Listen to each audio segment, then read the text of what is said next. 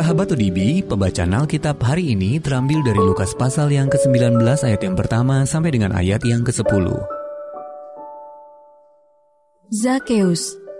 Yesus masuk ke kota Yeriko dan berjalan terus melintasi kota itu. Di situ ada seorang bernama Zakeus, kepala pemungut cukai, dan ia seorang yang kaya. Ia berusaha untuk melihat orang, apakah Yesus itu, tetapi ia tidak berhasil, karena orang banyak, sebab badannya pendek. Maka berlarilah ia mendahului orang banyak, lalu memanjat pohon ara untuk melihat Yesus yang akan lewat di situ.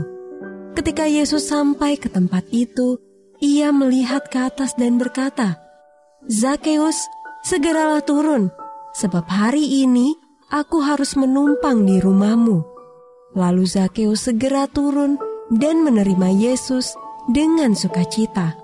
Tetapi semua orang yang melihat hal itu bersungut-sungut.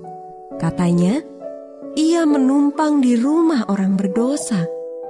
Tapi Zakeus berdiri dan berkata kepada Tuhan, "Tuhan, setengah dari milikku akan kuberikan kepada orang miskin, dan sekiranya ada sesuatu yang kuperas dari seseorang, akan kukembalikan 4 kali lipat." Kata Yesus kepadanya, "Hari ini telah terjadi keselamatan kepada rumah ini, karena orang ini pun anak Abraham. Sebab Anak Manusia datang untuk mencari dan menyelamatkan yang hilang." Sahabat ODB, ayat emas renungan hari ini terambil dari Lukas pasal yang ke-12 ayat yang ke-15. Berjaga-jagalah dan waspadalah terhadap segala ketamakan. Sebab walaupun seorang berlimpah-limpah hartanya, hidupnya tidaklah tergantung pada kekayaannya itu. Judul renungan kali ini, Demi Kasih atau Uang, ditulis oleh Bill Crowder.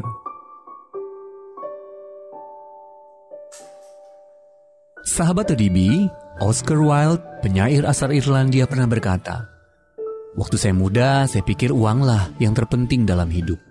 Sekarang setelah saya tua, saya tahu bahwa itu memang benar." Ia mengatakan itu sebagai guyonan, sementara dia sendiri hidup sampai umur 46 tahun, jadi belum benar-benar tua. Wilde mengerti sepenuhnya bahwa hidup bukanlah soal uang semata-mata. Uang hanya bersifat sementara, sesuatu yang bisa datang dan pergi. Oleh karena itu kehidupan ini harus lebih daripada hanya soal uang dan apa yang bisa dibeli olehnya. Yesus menantang orang-orang sezamannya, ya kaya ataupun miskin, untuk mengatur ulang sistem nilai yang mereka anut. Dalam Lukas pasal yang ke-12 ayat yang ke-15, Yesus berkata, "Berjaga-jagalah dan waspadalah terhadap segala ketamakan. Sebab walaupun seorang berlimpah-limpah hartanya, hidupnya tidaklah tergantung daripada kekayaannya itu." Dalam budaya kita yang selalu mengejar lebih banyak, lebih baru, lebih bagus, ada berkat tersendiri ketika kita memiliki kepuasan batin dan sudut pandang yang benar terhadap uang dan harta benda. Setelah bertemu dengan Yesus, seorang pemimpin muda yang kaya pergi dengan hati sedih. Sebab ia tidak rela melepaskan harta bendanya yang banyak. Sebaliknya, Zakeus si pemungut cukai melepaskan dengan rela sebagian besar harta yang telah ia kumpulkan sepanjang hidupnya. Lukas pasal 19 ayat 8. Perbedaannya terletak pada sikap mereka dalam memahami hati Kristus. Oleh anugerahnya, kita pun dapat memiliki sudut pandang yang benar terhadap harta benda yang kita miliki, agar semuanya itu tidak berbalik lalu menguasai kita.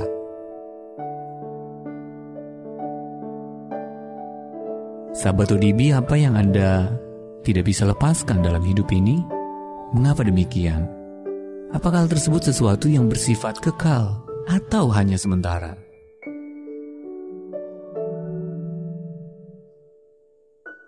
Bapa, berilah hikmat-Mu agar aku memiliki sudut pandang yang benar terhadap harta benda dan sistem nilai yang mencerminkan kekekalan. Mari kita satukan hati kita berdoa. Bapa yang baik, pagi hari ini kami menaikkan pujian syukur. Kami berterima kasih kepadamu, karena Engkau telah memberkati kami kembali melalui firman-Mu yang sudah kami baca dan yang telah kami renungkan bersama. Inilah kehidupan kami ya Tuhan, kami serahkan ke dalam tangan-Mu. Engkau Tuhan kami yang baik, Engkau Tuhan kami yang setia, yang akan menyertai kami sampai selama-lamanya. Terima kasih Tuhan Yesus.